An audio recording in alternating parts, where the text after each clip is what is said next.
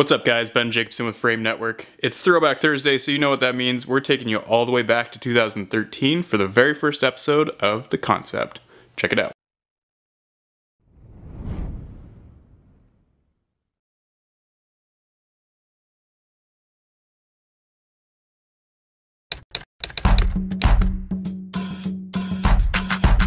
The same concept. The same location. Two photographers. Two different results. The concept. Hi, my name is Brooke. I'm a fine art photographer, and my portfolio is a little bit strange, a little bit weird. It's definitely on the dark side, but with lots of fairy tale and fun and whimsical little elements in it. My passion is dark art photography, and I love anything that has to do with darkness, with beauty, and finding beauty in the darkness. I'm Lindsay Adler, and I'm a New York City fashion editorial photographer, and I've been working on developing my style and my portfolio for a long time.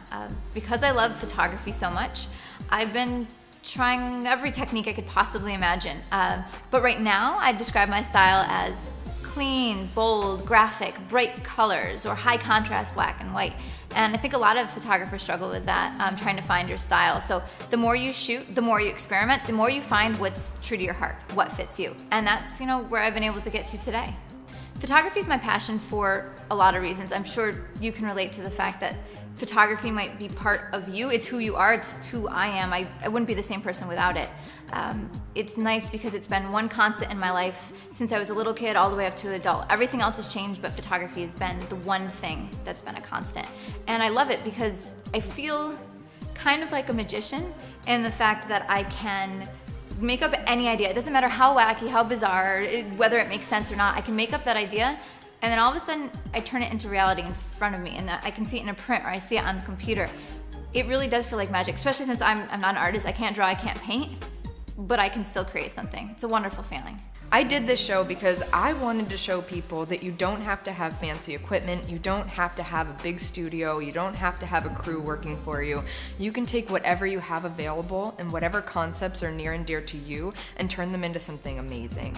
I did this show because so many photographers think that there's a right answer for everything, and there's not a right answer for everything. There are many right answers for different things. So in the past, I had actually done a little, Brooke and I had gone out on location and shot the same model, the same location, the same everything at the same time. And we came away with two totally different pictures. And we did this just for fun because we love the idea that we're both creative artists.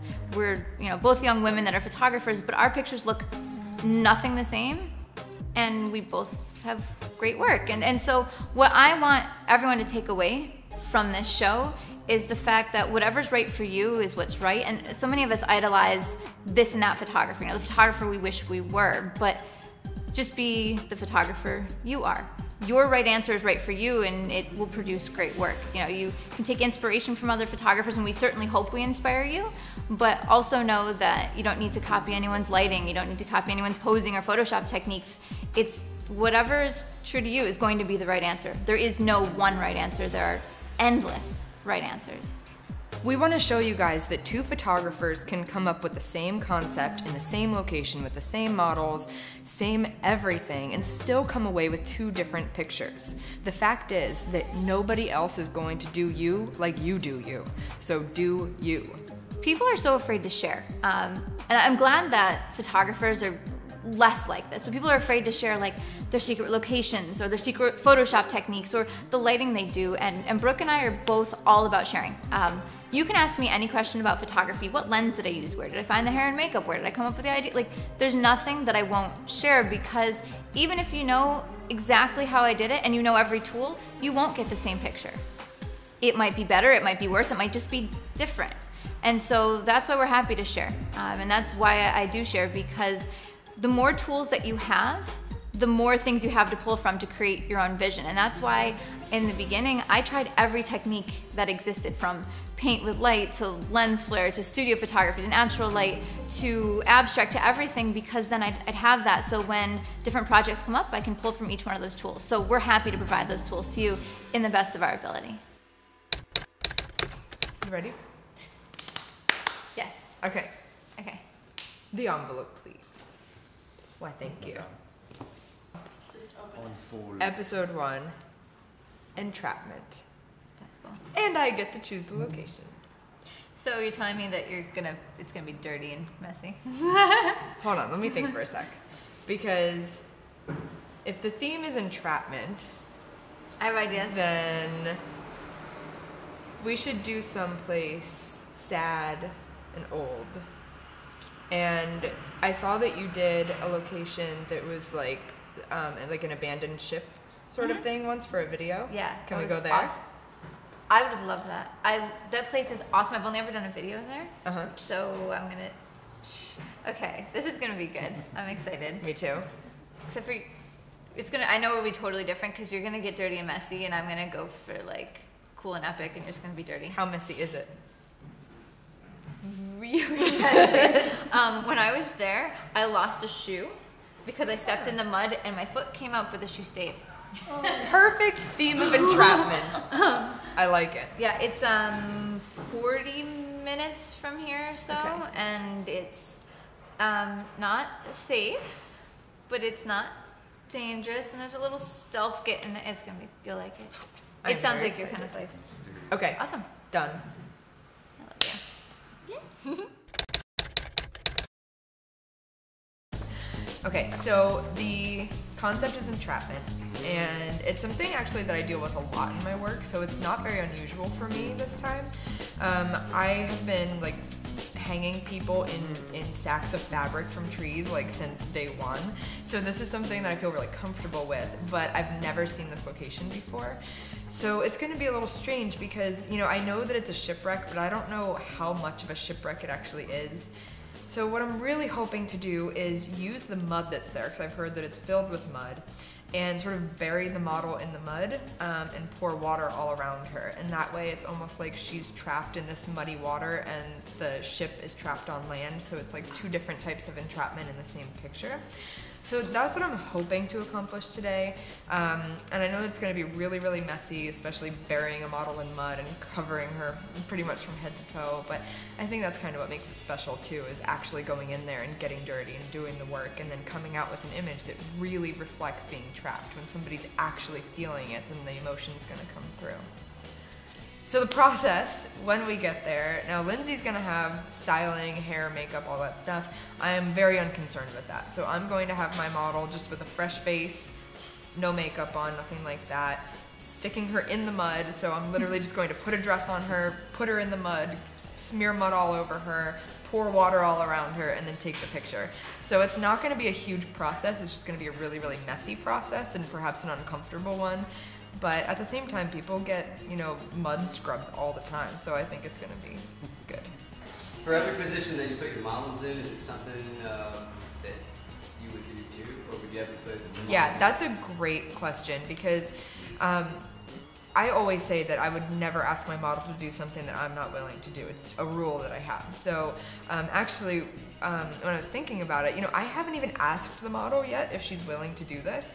And I've just been thinking in the back of my mind, if she's not, then I'm gonna do it myself and I'll just do a self-portrait.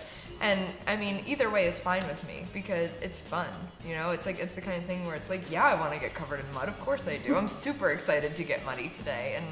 And so yeah, I would never put a model in that situation that would be uncomfortable. And if they say no, then I totally respect that, because there are things that I would say no to for sure.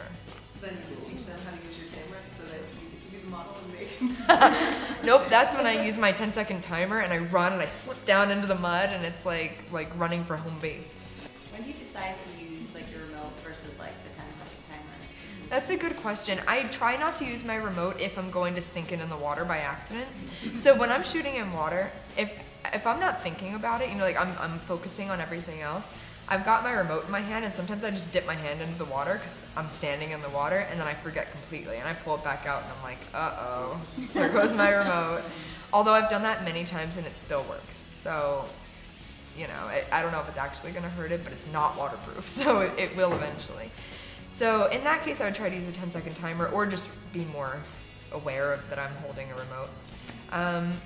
Basically, I try never to use the 10-second timer if I can avoid it, because that's just a hassle. Are you going to pose your model, or are you going to let her kind of improvise things? I'm going to pose her exactly. So where Lindsay, you'll see her, you know, letting the model do her thing and moving around, I'm going to tell the model, this is exactly how I need you to be. And I'll probably say, do you mind if I touch you? And I'll move her arms in position and then just say, hold it. And then I snap my picture.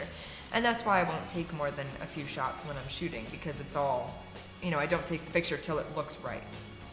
Do you have an idea in mind beforehand how the pose is going to be, or obviously you kind of also have to go with what's happening?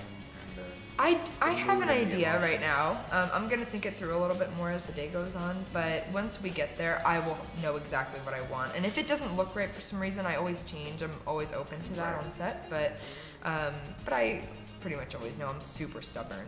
awesome. Yeah. Have you always known, or is it like the more you do shoots like that, you kind of? I almost always know, pretty much, but there have been times when a model has surprised me on set, and she'll be doing something not even aware that she's doing it, and I'll love it and just say, okay, wait, I'm gonna change my pose and try to put her back into what she was doing. Yeah. Well, I mean, the fact is that, you know, I'm not gonna take a picture unless I'm happy and I want to be doing it and I'm passionate about it. So that's kind of how I run my whole life. So, you know, if I'm not feeling it, if I'm not happy, then I'm not gonna do it. And so there's just nothing to be upset about ever. So you've never had a shoot not go your way? Oh, absolutely, I have. But it's just the key is to not see it like that, you know, to see it as being something amazing that you can learn from, and it's never going to happen again. And that's a great feeling to know, okay, now that's over with, and I'm not going to do it ever again. I wonder if it's easier to feel like that because you're not dealing with clients. Because I feel like that's where my stress always comes in. Is like, I'm okay with things, but then I'm worried about what they're doing. Absolutely, absolutely. And I mean, I've definitely shot for clients before. And in those situations, I tell them, I'm gonna do what I think is best the whole time, no matter what. And then I'll show you, and if you don't like it, we'll change, and that's fine. But for right now, this is gonna go how I would naturally shoot it. And they're usually okay with it. I mean, I've only had maybe 1 or 2 people say, you know, I'm not liking this, we gotta do something different. And then we do, and I still go with my, like, plan B vision, but at least they are feeling a little bit better about it. How does a client approach you? I mean, do you find, is there a pattern to the type of clients that approach you for work, or? Kind of.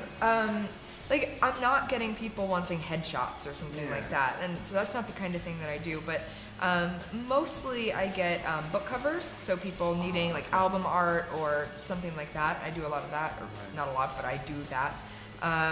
Aside from that, I get people who just want a portrait of themselves, sort of art style, that they can hang on their wall. And so I've done that before. I shot an engagement session for a couple where they said, we just want to be art. And then That's cool. I put them in photos that I would naturally do. So yeah, those are the mostly the kinds of things that I shoot. All right, the theme is entrapment. And the first thing that pops into my head is like bondage and things like that, because that's what I'm thinking, like, you know, tied up leather, they can't get out. But then she's like, oh, we need to shoot in a shipwreck. And I'm like, I don't think, I mean, you could do bondage in a shipwreck, but that didn't work for me. It wasn't what I was thinking. So what I'm going to ask my wardrobe stylist to do is to find a dress that looks like a net. So it's, you know, shipwrecks and oceans, and so she's kind of trapped in a net. And I have been to this location before. So last year, I shot for this runway show, basically before they did the runway show in the fall, they played this video, the video that I did at the location. So I'm familiar with it, but there's been a hurricane since then, so I don't even know even roughly what's still there. It's funny, it's very, very messy, very, very dirty, so it fits what Brooke is going to do perfectly. And so the considerations that I have are really expensive clothes in a dirty place. And so everyone's like, okay, you know, oh, you have expensive clothes and whatnot. I actually have a net in my kit randomly. I used it for this organic shoot I did. I mean, you could wrap a net around a girl and turn it into a dress. It's just, then that's not for my job sellable. Like, I want to try to, you know, put the designer, or ideally, you shoot a really cool shot of that designer, you send it to them and they hire you for something. So when I try to do shoots, I try to make it so it's multi-purpose, so eventually, even if it's just for fun, personal, I can turn it into something that makes money, or maybe they hire me for something. And so that's actually how I got the shipwreck job in the first place last time I was there, is I shot one of their pieces for another thing, they liked it and hired me, and I came up with the shipwreck idea. So I love the location. I've been dying to do still, because everything I did, it was directed a piece, so I actually get to shoot stills there. So I'm thinking nets and whatnot, and I'm not gonna do over the top entrapped like fighting against it because that's not usually my style. My style, like my images aren't very emotive most of the time. So the considerations that I have are like, I mean, hair, makeup, wardrobe, model, that whole thing. So the model, it doesn't really matter per se. I don't want her to be like blonde and really happy because I'm thinking Entrapment and Shipwreck is not blonde and really happy. So I would go for somebody darker hair, intensity. Yeah, like the deep eyes, right. Maybe like more like not soft face, like high cheekbone, yeah. Exotic, Yeah, something like that, like something kind of creepy. Cause you know, I mean, it's really funny because my makeup artist and I, we say our favorite models are the alien ones. Because when you look at them without hair and makeup, you're like, where did this person come from? And then you put hair and makeup on, they look really cool and intense. So yeah, I'm thinking not soft model, like a little bit harder, more mysterious. Clothing, I really want something netted. That's gonna be my how to make it kind of entrapment. I don't know hair. I don't know, I gotta kind of see the whole thing. And so something different than Brooke. Brooke was saying that she knows what she's doing, but I have no idea. The part that is my preparation is the hair, makeup, wardrobe. Everything else is on the fly. So when I get there, I look at the location and I figure out where to put them. I figure out what poses, I figure out what composition, I figure out what lens. Like, it's basically, I do all the prep beforehand, so then that is creative, but then when I get there, how I shoot it is 100% unplanned. I just figure it out, and you'll see I don't use strobe on location, like ever. Natural light. It'll just be natural light. That's stylistic. Like, if you look at a lot of fashion magazines, okay, they do the opposite of portrait. I don't know if it's meant to be like snooty per se, but like, oh, portraits, that's so portrait, we're not gonna do that. We're gonna do fashion. So it's like natural light, gritty, sometimes like blatantly bad light, but it's photographed in a cool way. So I'm just gonna use whatever light's there. I'll maybe use the reflector. So like, that's my whole process. It's like, okay, what kind of model do I want? What kind of clothes? Then when I see the model and the clothes, I decide what the hair and makeup is, and I might do like a little bit of inspiration, put together a mood board. I know the location, I go there, and then I figure out, how do I make this look good? I'm gonna say, how do you have access to? And that's it. Beautiful gals and all that. So I get to ask this question all the time. Okay, first of all, I did not start there. It wasn't like, oh, I can, like, it was literally Target, buy return, or like make stuff. And I'm not creative in that way as far as hands-on creative. Like, I can't really make stuff, so I looked up people on things like Etsy, but when I was doing this, there was no Etsy, so I was looking up people online for stuff. But the clothing now, it's not luck, but it's kind of luck. Okay, it was luck that you meet somebody that's just right. You know, it wasn't lucky that you got in that situation. So I reached out to a wardrobe stylist on Model Mayhem way back when, before I moved to New York. I had not a single designer piece in my entire portfolio, zero, nothing. I reached out to this designer and I had an idea. And I was like, hey, I've got an idea for this shoe. I want to do like the farmer's daughter, and I lived on a farm upstate. So I convinced the wardrobe stylist, which you'll meet, Lisa. I convinced her to come upstate 3.5 hours from New York City to do this shoot. And long story short, she liked working with me, knew I was professional, got the images back on time, I did a good job, and then she worked with me ever since. So she already had all the designer stuff, so it was kind of like, I went from Target to like high-end stuff like that because it was easy to work with and it was nice pictures. So that's how I kind of got there. It's not luck, but you know what I mean? It's luck that it's like, oh, awesome, I have this person now that has, like, on my farm, I remember she was like, those shoes need to stay there, they're $4,000. And I was like I couldn't walk the girl because we were afraid she was gonna step in cow poop in her $4,000 shoes. No, so that's more or less it. It's not luck, but kind of. It was meant to be.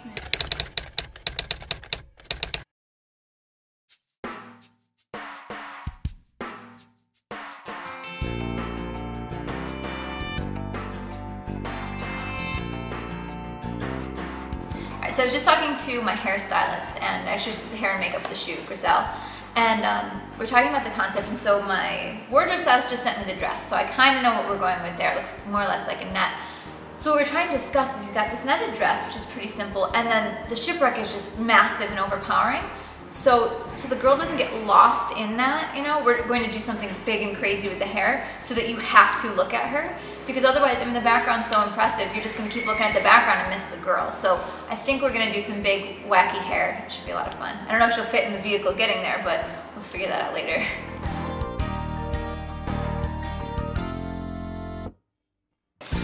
So whenever I am planning something, I always do a terrible little sketch. And I use stick figures and weird squiggly lines and stuff like that. But then I always make sure that I write out a bunch of stuff about exactly who the subject is and what her pose is going to be and if there's going to be motion in the picture and the camera angle and all of those little details. So once I have all of that figured out, I write it all down, I draw my little pictures, and then that way I can show the model or whoever else is involved. Typically they have no idea what it is that I'm drawing, but then they can at least read the description and sort of figure out what they have to do in the image. So I have all my dresses with me. They are here from Los Angeles, and I was kind of looking through them, figuring out which one I could completely cover in mud. So this is my backup dress that I'm gonna bring with me. It's just like a plain gray, I can get this dirty, it's fine kind of thing. But I'm actually going to be using ace bandages. So I'm gonna wrap my model in ace bandages and then put her in the mud. Because I think that'll have a more primal feel and it's gonna match the color scheme of being very, very natural tans and browns and things like that. So that's what I'm gonna do. I'm gonna go to the pharmacy and see what I can pick up.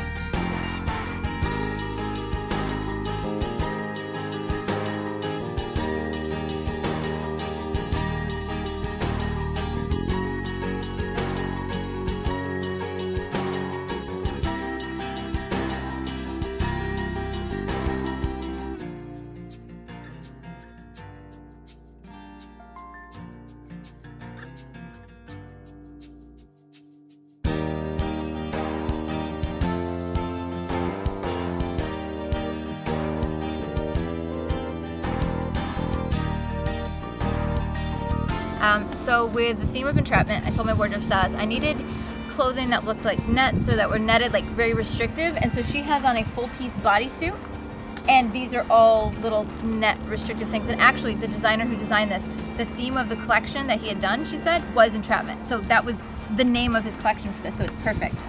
Very restrictive, very tied in, it's perfect. And then for me, when I'm thinking shipwrecks, I think of like things washed ashore, or I think of tattered, you know, a lot of broken and tattered things. And so we have this cape that we're gonna put on her that is basically looks like tattered material, maybe cloth from a shipwreck or something like that.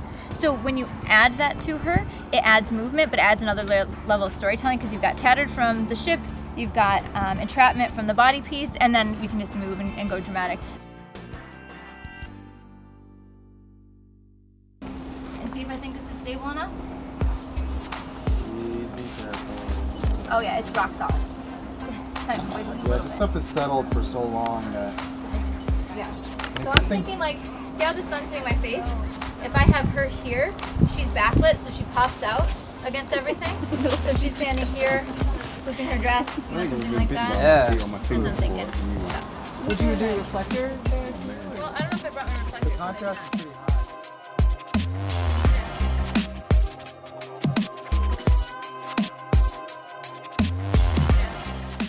Yeah, so like mine right now, what I'm reading is I'm plus 1 1/3 overexposed from what my meter reading is. And you're metering the whole scene, you're not spot metering. I'm metering her Yeah. like I'm basically metering her, but not just her face. Yeah. And so I'm just overexposing 1 1/3, and I'm shooting it in black and white, not because it's actually shooting in black and white, it's raw, but it's giving me an idea of how much overexposed I want to be, because I know I'm going to shoot this in black and white. Like, with that backlight and it has to be black and white.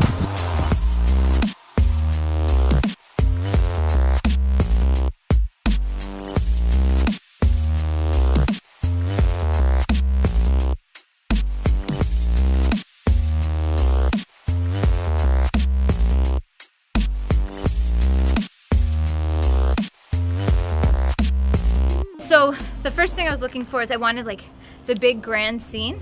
And I had her stand in a place where she's getting a little bit of sun in her hair, and I'm looking at it and I'm thinking, okay, I like that, but I see this like glowing patch of light over in the corner. So after I felt like I got what I wanted for the overview shot, I moved her over. So for me, I don't take strobes on location usually. I don't take flash on location usually. What I do is I look at the environment, I figure out my composition, and then where the light is within that composition, that's where I put the subject. So yes, I know how to use strobes on location, it has nothing to do with that, but sometimes you get that richness of making use of the highlights and shadows. And in this scene, it is crazy contrasty, like 5-6 stops of light difference between shadow and highlight. So what I was doing is saying, I don't care about the highlights, I don't care about the sky, I care about the shadows and the detail. So I let the highlights go completely overexposed, and that's fine. You know, maybe it made a little bit of lens flare, maybe there is no detail, but it makes it a high contrast black and white. So that's kind of what I was thinking when I was shooting.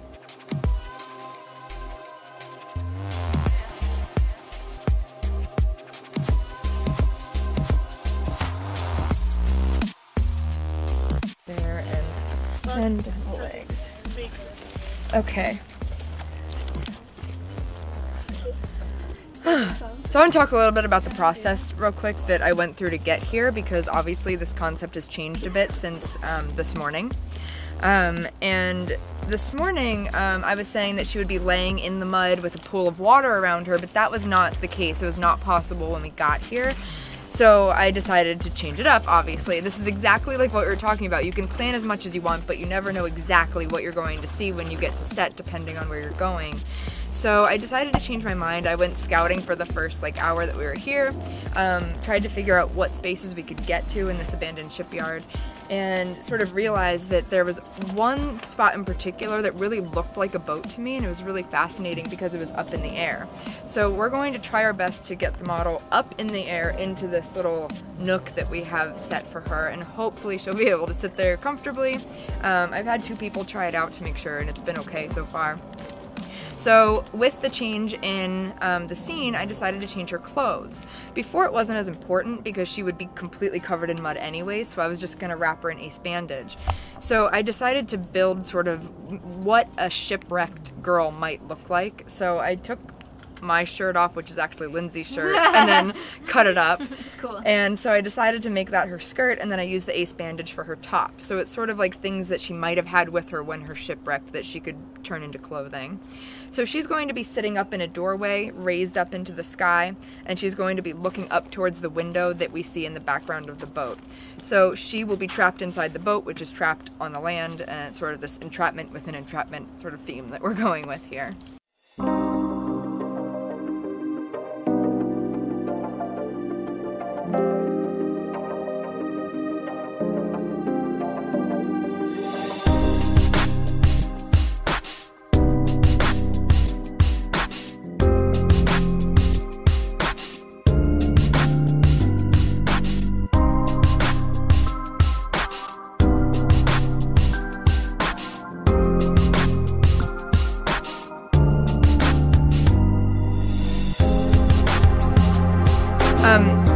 So I went out and shot close to the model, sort of out on the beams of the ship so then I could look up at her. And my goal there was to get her in a really dynamic pose where she was in a pose that was contrasting the lines of the ship.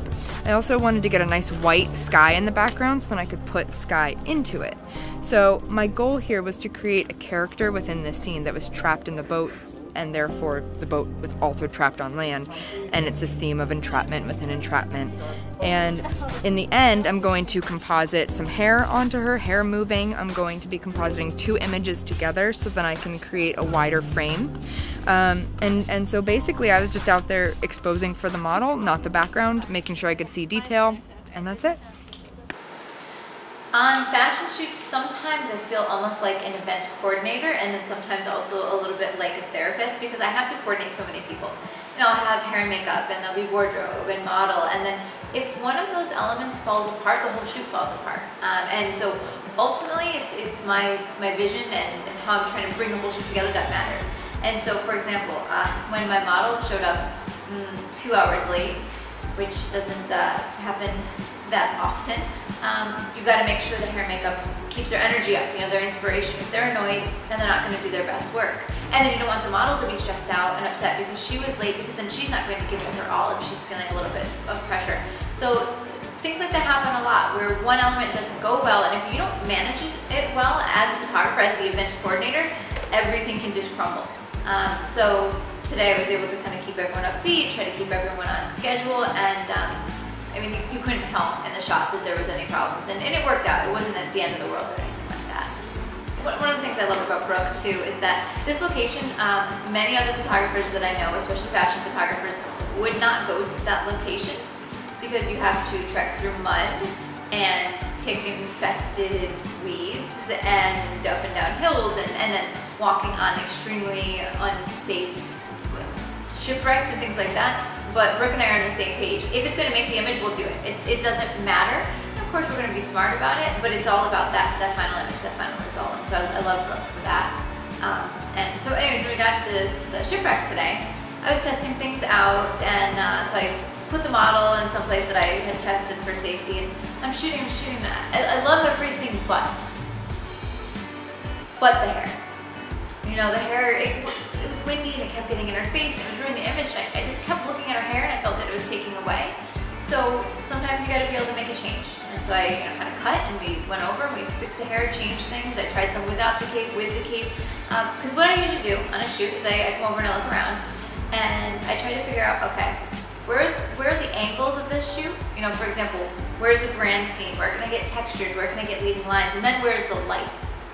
The composition is by the overall scene, and then where I put the model is where that light is, and I kind of work with that. Because a lot of times I don't use strobe on location, I don't take studio on location, because I'm just working with what's there to enhance it, to make it the best.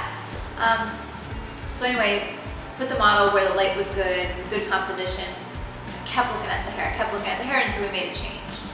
And then I see the light moves, and there's a highlight over in the corner, and then I move, and so that's okay. You know, I shoot a lot. I shoot a lot of images. A lot. I think Brooke maybe shoots, I don't know, for a whole shoot like 15. And when I do a full day editorial, if it's like 8 to 10 looks, I'll shoot 2,000-3,000 images, 2,200 images, and then edit it down to what's best. One of the things that I notice in fashion photography is that we break the rules. Like, we do the opposite of exactly what you learn in portraiture. So one of the things I would teach somebody for portrait photography is not to use a wide-angle lens, a really wide-angle lens for a portrait. Except for it looks fashiony when used correctly. So for example, today I was shooting the Sigma 24-70 2.8 lens, and most of the time I was shooting at 24 millimeters. And how often do you think of a portrait lens or a full-length shot at 24? Well, it fit perfectly because when you're shooting at a wide angle, it really exaggerates the scene, and it really helps to make it feel like it's engulfing the camera. You know, that shipwreck is raising out of the sea and surrounding me at all angles. And so that's something that I encourage people to do. And people are asking me, well, do you want a reflector? Do you want a flash on location? No. You know, I wanted to use the natural light, and I would just overexpose. I overexposed from what my actual camera meter reading would say by like 2.5 stops because it was so dark in the shadows and so bright in the highlights. I way overexposed, but it didn't matter because the highlights, the sky just goes white, and I didn't need detail in the sky. So it's things like using a 24 millimeter lens or blowing out the highlights that sometimes make an image look higher end. It's about learning the rules and then breaking the rules, because if you break it with control, it can have absolutely the highest impact. When I was shooting, the way I was shooting, it's funny, I was thinking kind of in my professional fashion photographer mind. I shot a lot of really strong horizontals with negative space to be the lead double page spread in the story, where the title would go and with my name. And so it was actually something that kind of revelation to me, is that when I see a strong shot that I know would be a great opening spread, I go, oh, okay, let's shoot it that way. In the same way that sometimes I'm shooting, I'm thinking, ooh, a little bit of headspace, because I can put, you know, the cover or the title of the magazine above that. And so obviously if I was shooting it thinking it's the lead of a double page spread story, I must have liked it. So I think they'll be really great.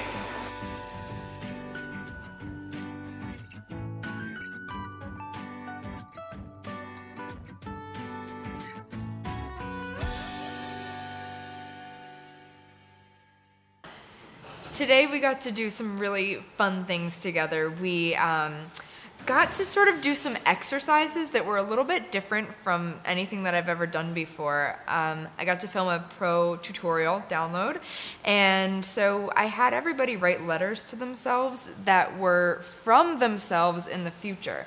So we were taking a look at what the whole next year of our lives would look like, and it ended up bringing out some really amazing and insightful emotions that I think everybody sort of shared.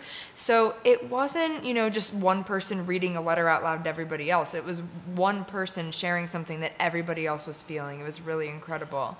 After that, I had everybody shoot blindfolded, which was really interesting, and I've also never done that before. And it's a really scary thing to tell a group of photographers that they're not going to be able to look at what they're taking a picture of, but that's exactly what we did. And that went really well. I think just about everybody was really happy with the picture that they got, even though they didn't even click their own camera. So I really enjoyed that part of it, and just stressing the fact that you don't have to actually click the camera to take the picture. So after that, we got to go shooting, and shooting was very fun. Lindsay did her styling and hair and makeup and all of that stuff, and I just got to sit back and kind of watch her go through that process, which was interesting because it's the opposite of my process. So when we got to the location, I was really surprised by it because I was envisioning sort of a big ship on land, and it was very much not like that. It was lots of wooden pieces everywhere, and it was actually kind of hard to tell that there were ships there. So I changed my game plan when I got there, when I realized that my original concept wouldn't work. And of course, I still wanted to create something with an amazing location. And the great thing was that it was a really inspiring location. So everybody there, you could just see their brains working, and how am I gonna work with this? What am I gonna do with it? So I spent a good hour to 2 hours climbing wooden pieces and seeing how I could get to different spots in the location. And when I finally found my spot, I had the last shooting spot of the day. And so just as the sun went down almost below the horizon, I did my shoot. It was really quick, really simple, but something that I felt really connected to. And to me, when I heard the theme Entrapment, it made sense to have the model in the water. But then I realized that I had this amazing opportunity to have the model interacting with the location in a more intimate way. And so when I made that connection and changed my game plan, and I had her sitting with the ship, it made a lot more sense to me because she was actually inside the ship, and the ship itself was also trapped, which I thought was a really neat juxtaposition. I was scouting a lot today while Lindsay was shooting, and it actually ended up being pretty cool because I was up really high watching her from sort of a bird's eye view. And it was really interesting because she had the model all over the place. And what's great about when Lindsay shoots is the fact that she does move around the scene and tries a lot of different things. And I go in with one set plan. And that's just the way that my brain works. I'm not a multitasker, so I think of one thing and I do that one thing, and then I feel happy that I got that one thing finished. Whereas Lindsay can do tons of things at once. She's already thinking about the next shot and how she's gonna move the dress and different things like that. And I thought it was really cool. It definitely was not something that I would shoot in a lot of ways. I would never have chosen that makeup, that hair, things like that. But for Lindsay, it was awesome. And the thing that we definitely had in common was that dress that she used. I was dying to use that dress and get that movement and motion going like she did. So that was really fun to see. And also just seeing how she dealt with the light. It was progressively going lower over the horizon. And just watching how she just made it work using sun flare and things like that, things that I would never do, but she made look beautiful. So the end photo, I really liked it in camera, and that's a good sign because it's always very stressful when you come out with a picture where you think, oh gosh, that needs a lot of work in Photoshop. And I don't think this one does. I'm going to be adding in a sky to the background, so all clouds back there. I'm gonna make that red pop a little bit more. I'm going to make the dirt show up on her body because we covered the model in mud as well. So there are little things that I'm going to do to enhance the photo, certainly. But I was really happy with how it turned out, especially because of all the lines in the image. So we had a lot of boards from the ship, wooden boards, coming towards the camera and making all sorts of shapes within my frame. It was super interesting to me, so I'm really excited about that. And I will be editing that photo from start to finish as another pro download later on.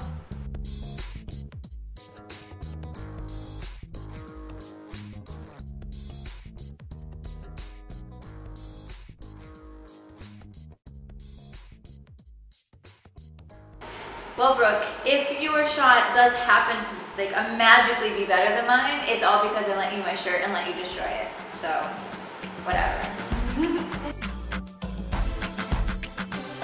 Hi everyone, Brooke Shaden here. We can't fit everything into our episodes, so head over to the Pro Download section and you can check out tutorials and extra content that's available for download.